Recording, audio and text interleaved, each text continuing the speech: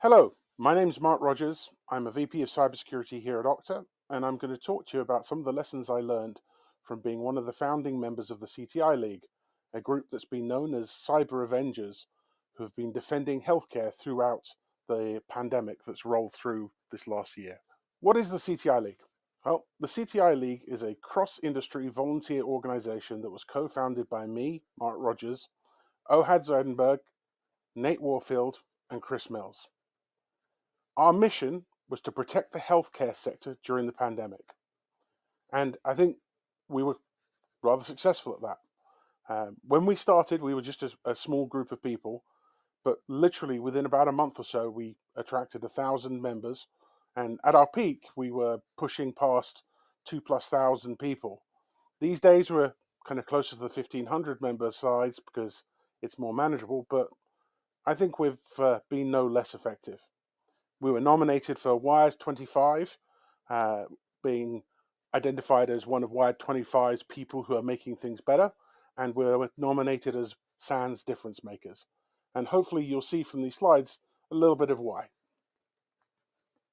So, what does the league look like today? Well, 1,500 members, we span around 80 countries, and we cover about 22 time zones. Inside the league, we're about 44 different industry sectors. 10% of our makeup is law enforcement and government. Actually, I think that's pushing around 12% now. 7% of our membership is directly from the medical sector. And of course, 77% is InfoSec professionals who are volunteering their time to provide assistance during this time. And that's kind of the genesis behind it.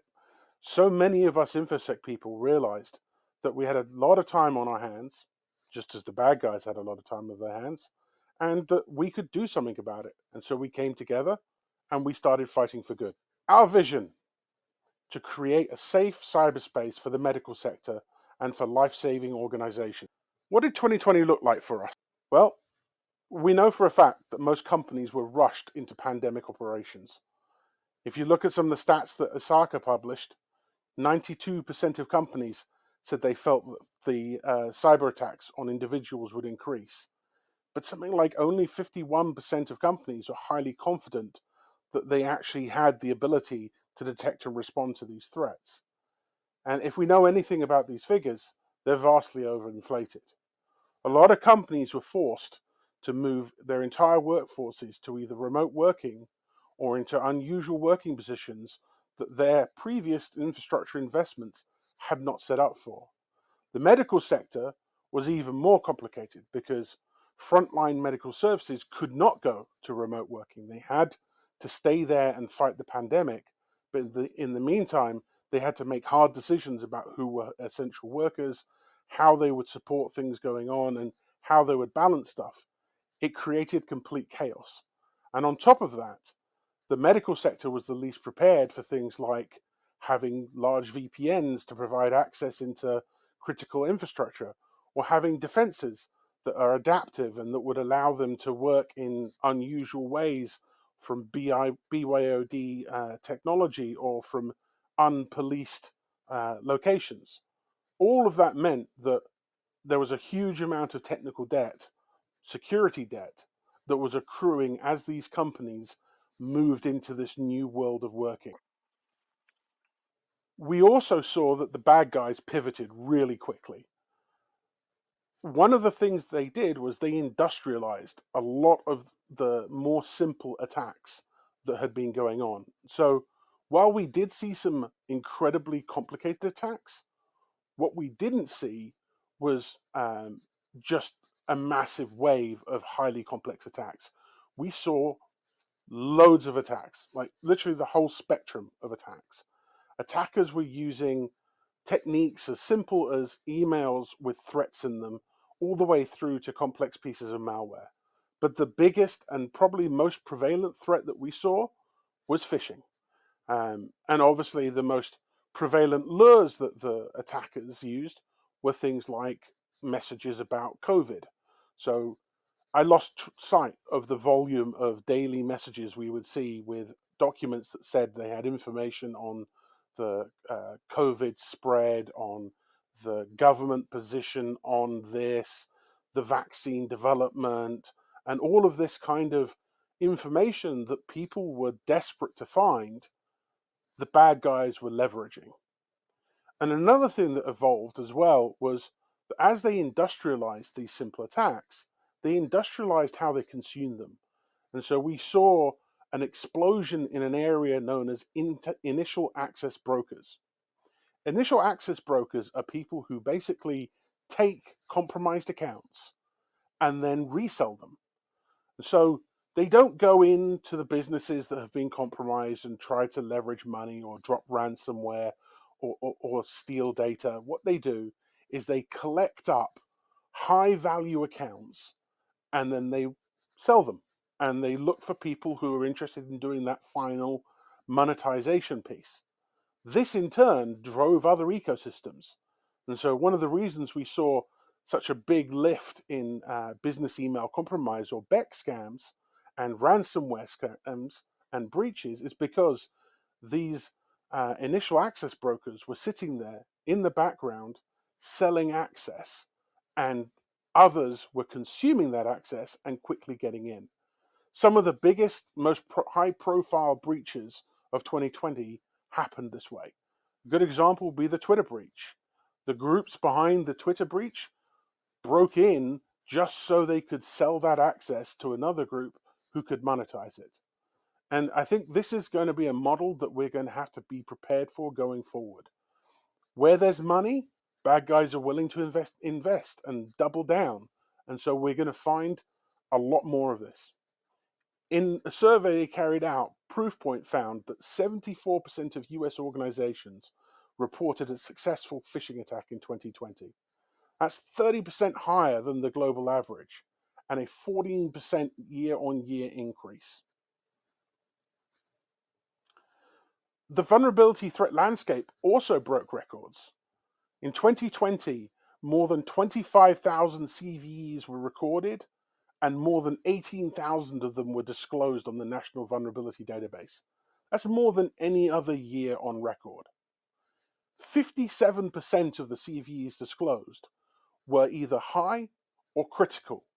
That's more than 10,000 high or critical CVEs disclosed in a single year.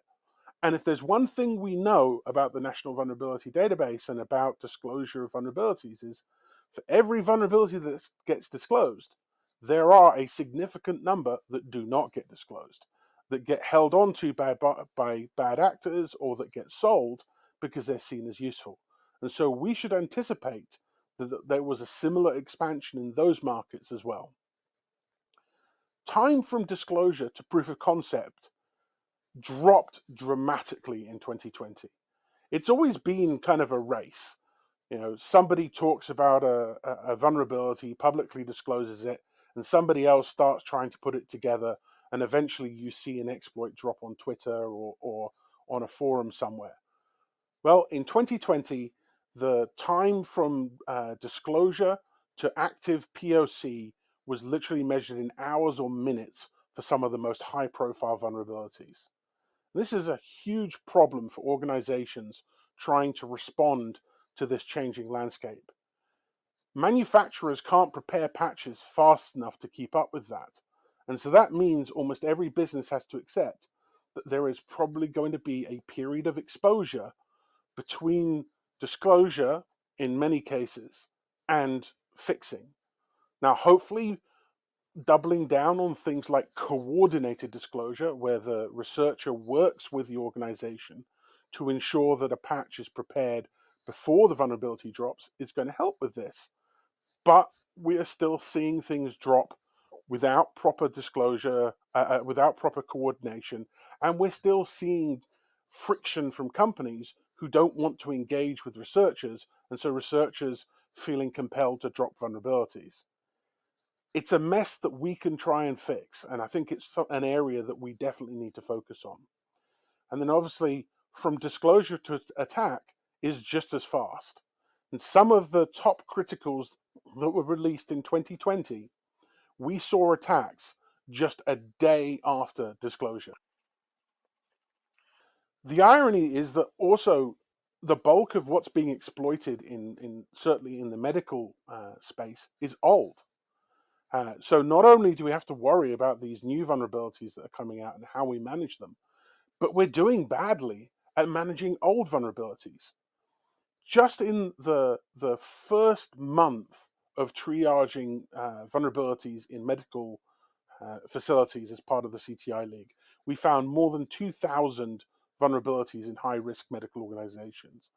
And if we look at a sample of vulnerabilities from just 1 week, the list of vulnerabilities is pretty old.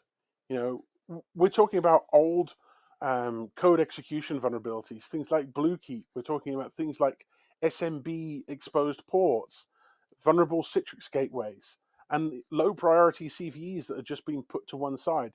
We even found things like Xerox Universal Viewer instances hanging off of the internet. So somehow we need to get ahead of addressing these old issues as well as dealing with the new. And one of the challenges is if you consider that probably 2/3 of America's medical infrastructure is provided by small facilities that don't have the resources to have a dedicated security team. And so they don't have the people in place who can just go and fix an issue. Their IT is almost certainly outsourced, and it's probably outsourced to a company that has limited security expertise itself. We need to think about how we communicate with these organizations and how we make sure that they don't get left behind in the so-called cybersecurity poverty line. If we don't address the weaker institutions, then everything we do to shore up security in the bigger institutions is going to be eroded. And we also saw past mistakes come back to haunt us.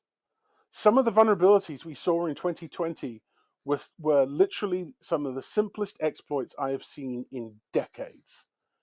Directory transversal vulnerabilities. These are things that we should have gotten rid of multiple decades ago. And yet now we're seeing vulnerabilities where people can do directory transversal and gain complete control of critical platforms. And yet we're seeing the same methodology applicable across multiple different platforms. That tells us two things. One, we are failing at some of the most basic principles of secure development. Sanitizing user input is a pillar that has been around for so long, yet here we are missing it. And it shows that we're failing in testing when we go to security test our products as they go out. These things should not end up public. And if you look across the board, there are other things that are just as bad. Vulnerabilities like command injection, vulnerabilities like insecure object access, stuff that we know about that we should be able to address, but for some reason we're not addressing. 63% of the vulns disclosed in 2020 were classified as having a low complexity of execution. 68% of them required no user interaction at all, so-called zero-click vulns. And here we are in 2021, and we've seen, 14 zero-day attacks this quarter alone, and at least 2 zero-click vulnerabilities in the Chrome browser. This is a problem. This is something that we really need to get ahead of and address, because if we can't solve this basic issue, we're going to really struggle to solve the bigger problems.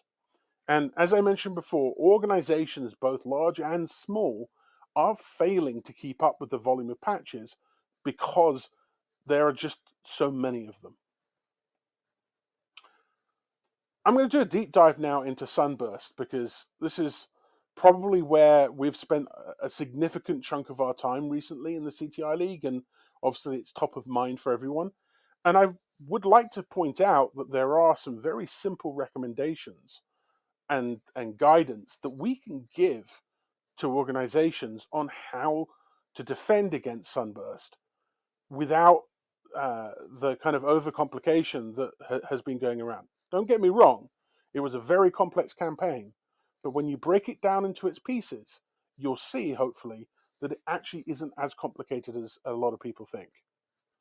So, what did Sunburst 2020 look like? Well, we know it likely started with a phish or account takeover into the SolarWinds development office infrastructure. We don't know exactly how that took place yet, but we know that's some kind of starting point. And if you look at the vast majority of breaches that happened over the last year, they all follow a pretty common thread. Somebody receives an email that somebody clicks on, and something bad happens, and the attackers are able to move laterally within the local network and take over infrastructure. We know they gain control of the Team City CI/CD platform that SolarWinds uses to build their production code, and that they hijacked it and they put malware into it, the so-called sunburst malware, or rather the several variants of sunburst malware. We know they did this over a lengthy period of time while they tried it and made sure that it was going to work before ultimately pushing it out to possibly 30,000 or so customers, impacting at least 18,000 of them. From there, they took direct control of the customers that they found the most interesting. They pivoted through Active Directory by stealing sensitive credentials, key material, certificates, accounts, credentials, etc., and then leveraged the chain of trust anchored from that on-premise infrastructure out into the Azure cloud infrastructure. And from there, they were able to do things like hijack email accounts, or pivot into other trusted accounts, or set up new privileged credentials that allowed them to gain further access. Locally, they went after files, and they went after things like source code, and they looked for other opportunities to move laterally. Pretty complex way to go about it, quite a lot of links in the chain, but all the TTPs that they used were pretty simple and were pretty well known. I don't think anything they did, other than the malware that they wrote, which was obviously impressively complex and new for this campaign, I don't think any of the other TTPs were younger than 10 years. Let's compare it to something else that's happened. If you look at Operation Aurora that took place in 2009, allegedly tied to Chinese actors who were looking to compromise Google and other high-profile Silicon Valley companies, somewhere around 34 tech companies, I believe. Once again, starts with an account takeover or phishing email, moves laterally through into, in this case, Internet Explorer vulnerabilities were used to gain their foothold, but then they moved laterally through the organization, through on-premise infrastructure, and use that to gain access to either email or source code. So broadly, we're looking at a very similar kind of methodology here. Yes, the TTPs are different. Yes, the malware is different. But the end goal is get in using something simple like an email or an account takeover, move laterally through the organization, move laterally into other organizations if you can, and then move into the high-profile targets that give you the data sources that you're after, whether they're email, source code, or whatever. Same end goals, same kinds of techniques. And it's important to note this because back in 2009, after what happened, Google was very transparent, just like Microsoft has been, about what happened, and made some very concrete recommendations about how they could prevent this going forward. And ultimately, this became the genesis of the Google Beyond Corp strategy. They designed a new network architecture that was aimed to be resilient to these kinds of attacks. In other words, if we wanted to stop a nation state moving laterally throughout our network, how do we do that? And Beyond Corp is what we now call zero trust. And it is a lesson that we learnt over 10 years ago, and yet we still haven't fully implemented. So, what are the 3 big lessons that we can take from it? The first one is we clearly need to learn from the past. The second one is we need to stop lateral movement within our organizations and from our organizations into others. And we need to secure the user. In all of these cases, the user is the primary entry point that's being used. Vulnerabilities in software are things that are very hard to predict and prevent. But it should be possible for us to protect our users, surely. So, learning from the past. As I mentioned before, the TTPs from the SolarWinds sunburst breaches were not new. Going back just to 2017, CyberArk blogged about an attack that they called Golden SAML. They demonstrated that by stealing key material from ADFS, it was possible to exploit the federated trust chain and gain access into an AWS instance connected into the Active Directory infrastructure. Now, that sounds like a novel thing, but the reality is penetration testers have been using as a lateral movement technique for decades. We've always known that if you can gain access to some kind of sensitive secret, be it a credential or a key, you can leverage that to move throughout an organization. So there's nothing really surprising about this. And if you think about other forms of privileged account or other types of certificate or other trust relationships, the same methodology applies. Anytime you can gain a position of privilege and leverage it where it has got a trust relationship, especially where there's a chain of trust, you can now move along that chain of trust because you're starting with assumed privilege. So, what are the practical defenses for the Sunburst TTPs? First of all, we need to be clear. SSO is not the flaw. SSO is just the vehicle that's being used in this case. And you can substitute SSO for any exploitable chain of trust. If you can get a foothold into a chain of trust, you can move along it and you can exploit other things at the other end of it. Access to privileged credentials, key material, certificates, or accounts is the vulnerability. We have to protect those in order to ensure that we're building our chains of trust securely and on a strong foundation. Otherwise, it is literally like building a castle on sand. Key material should always be stored in a hardware security module. This is even more important for on-premise, which carries a much greater risk. When you're maintaining a on-premise platform that has sensitive key material, you are taking on the responsibility for ensuring that you're up to date on any vulnerabilities that may come in, any access to your network, and also the unknowns. If you consider with the Hafnium cluster of breaches that it looks like they were exploited months before Microsoft pushed out the emergency patch, even with the best vulnerability management in the world, there are likely to be vulnerabilities floating around that you don't know about. It is better to offload that risk to an organization that can focus on it and dedicate resources to it. And that's why I'm a strong advocate for moving towards the cloud. But obviously, pragmatically, there are going to be many organizations that will have to be hybrid for a while. And so cloud is a journey and not a big bang thing.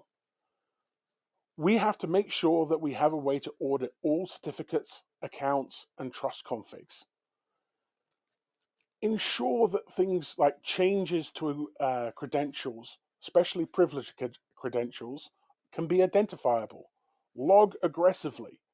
During the sunburst analysis, one of the things that has made things particularly difficult is the fact that it's not been easy across many organizations to understand what is a normal baseline. Quite a few organizations were not prepared to be able to say, these are the right configurations or the right credentials. Now, some of you may say that's ridiculous, but when you have a large organization that may have hundreds, if not thousands, of different trust relationships, it starts to become really difficult. Somehow we have to get better at this. And this is why the sunburst campaign is still not fully understood.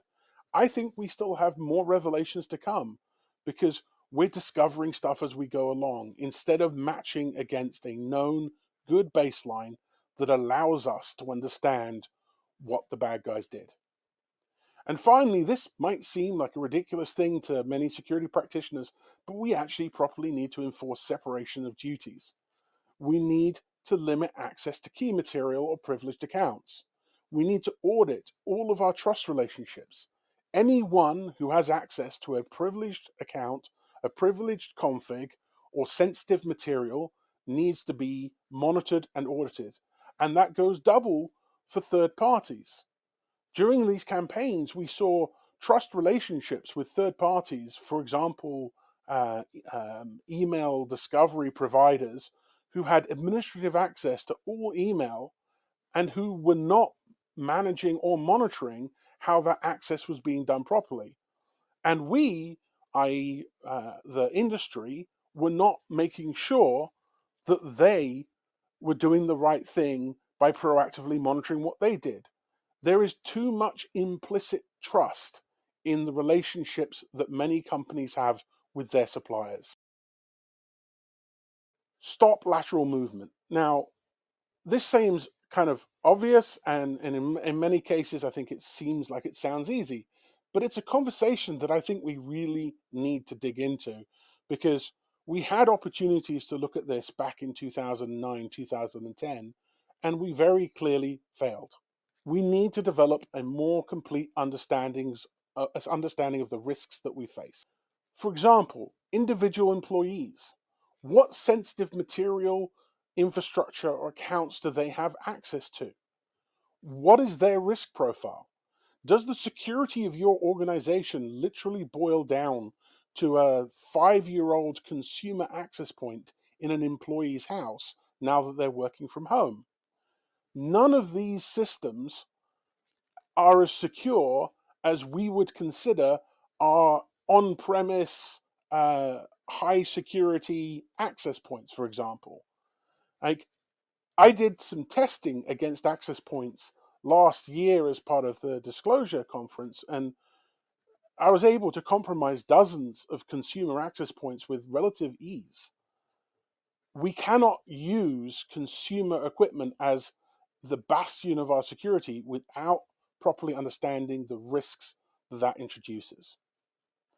And now that we have things like initial access brokers, we know that the individual employees are a preferred target and indeed have been the primary vector to get into most organizations.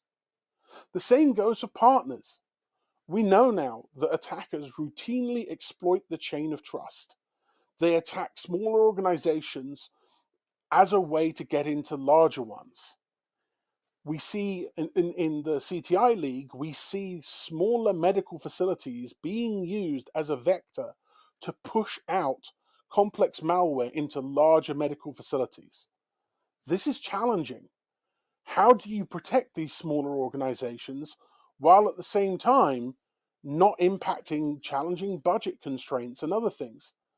The one thing we definitely can do is track these trust relationships and make sure that we understand them and understand the true risk that is represented. And then there's our infrastructure and data. There is a massive increase in the use of infrastructure software vulnerabilities, both old and new. And as a consequence, we're seeing a big increase in the discovery of these kinds of vulns. What infrastructure do you have that is exposed to the internet, and how can you reduce that exposure? In almost all of these cases, we're talking about understanding risk properly and understanding exposure properly. There are a lot of things that we have grown organically that we simply don't realize. Things hanging off the internet that really shouldn't be. Employees posting personal information that they shouldn't do. or employees posting information about our internal corporate structures and tooling that bad guys can leverage against us. We can reduce this attack surface, and we can better understand these risks. We can greatly reduce the scope of the problem. Attackers are targeting points of integration, and this is because they know that the junctions between different types of technology are frequently weaker than the platforms they connect. In many cases, because legacy platforms are somewhere in the chain, you've got integrations that are sometimes decades old, or which are leveraging code that is decades old. And they know that these junctions are weak, and they know this complexity creates opportunity. So instead of just delegating privilege by assuming trust with organizations, or assuming trust because we sent out a questionnaire with a bunch of tick boxes, we need to design using zero trust. We need to verify user identity. Absolutely. We need to make sure that it is really the person we think it is that is making the request. We need to scope access by policy and technology so that when something tries to access an asset that it is not supposed to connect to, or that is surprising, an alert is generated or the access is blocked. We need to continually validate all connections. Just because something authenticated once doesn't mean it's safe 30 minutes later, an hour later, a day later. You can trust this for 30 days kind of nonsense is something that we need to get rid of. This doesn't mean that we have to create massive, complex, high friction security environments. I believe passionately that using some of these zero trust principles, we can create low friction security. As long as we're silently checking and reassessing, our security is going to be stronger. We need to use context to approve the connections that we make. Is this coming from the device that it should be coming from? Is it coming from the location we would expect it to be coming from? Is it coming from two completely different locations or two completely different time zones?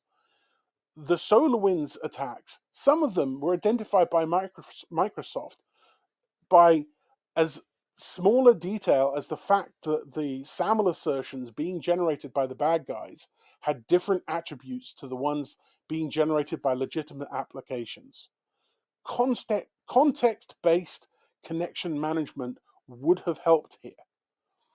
None of this stuff will absolutely stop it. There's no silver bullet, there's no panacea, but we can make lateral movement incredibly difficult, and we can reduce the ability to hop from organization to organization.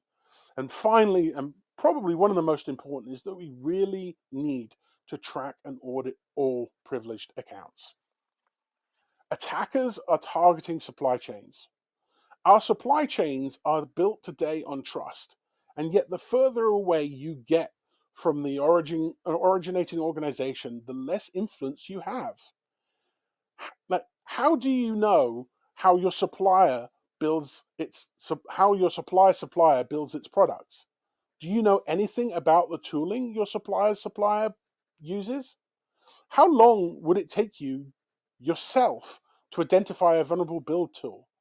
What about identifying all your suppliers, whether or not they're using a vulnerable build tool?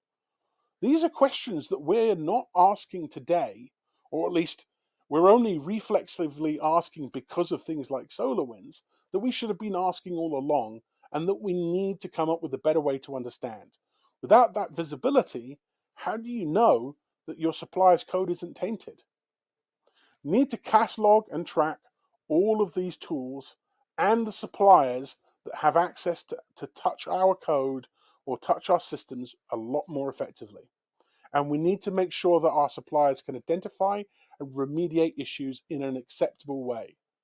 The pain with which we have experienced in tracking down the sunburst scope is a strong indication that we do not have our arms wrapped around this problem. We need to end security silos. If there's one thing I've learned from working in the CTI League, and that is collaboration is a force multiplier. We can leverage our trust networks to help and improve the information that's shared and our defenses. Bad guys already cooperate. They take advantage of the weaknesses they each introduce, and they almost work together, sometimes deliberately, sometimes not deliberately. But we, as defenders, can do the same, and we can do it deliberately. The CTI League is proof that we can work together effectively and safely without being forced. Threat intelligence sharing in a privacy-centric way is going to become our key weapon in defending against this stuff. I think you would be surprised at how much across the whole industry is known about some of these attacks, and yet because that information is balkanized, it is not properly shared, we aren't able to properly prepare ourselves for these kinds of attacks.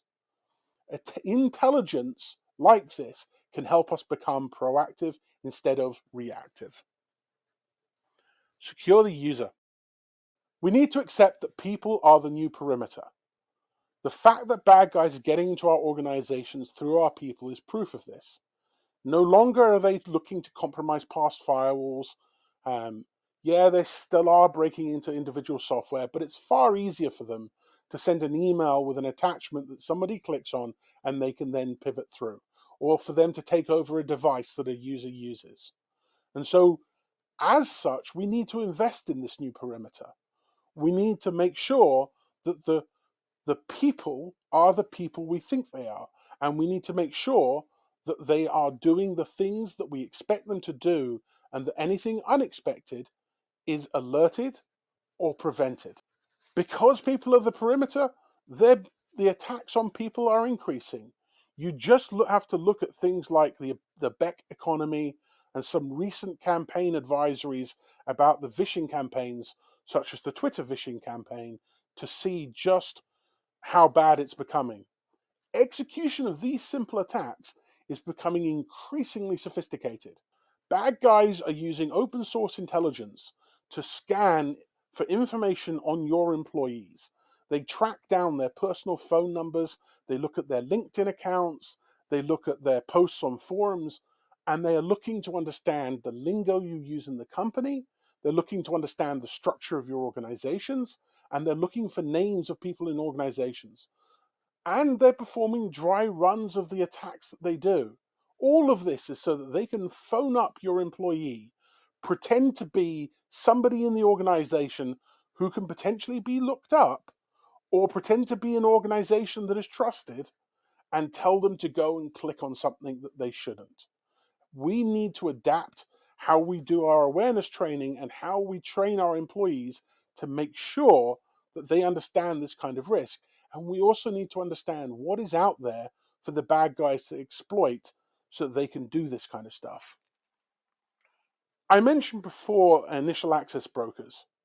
This is a chart that Digital Shadows produced that shows some of the projected costs that bad guys are spending on specific accounts and access to those accounts. You can see this is not small money. There is a serious economy out there because the bad guys know that they can make serious money out of this access. And from the CTI League, we have looked and seen that this is a global problem. Quite surprisingly, a third of all these initial access brokers are actually in America, at least in the case of healthcare, and another third are in Eurasia, the rest distributed globally. But this is a global problem. This is a global economy. So, as mentioned before, humans couldn't be a defensive perimeter, but we have to enable them. We have to adapt awareness programs, adapt our endpoint protection, and ensure that our DFIR processes to triage when bad things happen can cope with the fact that people are working from home. Can your organization deal with a person clicking on something bad when they're sitting in a house in a remote town far, far away from your also distributed security team? should perform open source intelligence research against yourself and against your employees and against your organization. What information is out there? What can be leveraged to attack? And need to assess and identify and address this new risk landscape. We all have some degree of security technical debt because of this new way of working. And we need to start taking this into account in the risk assessments that we make. Overall, we need to reduce the human attack surface. 3 practical ways that we can defend today.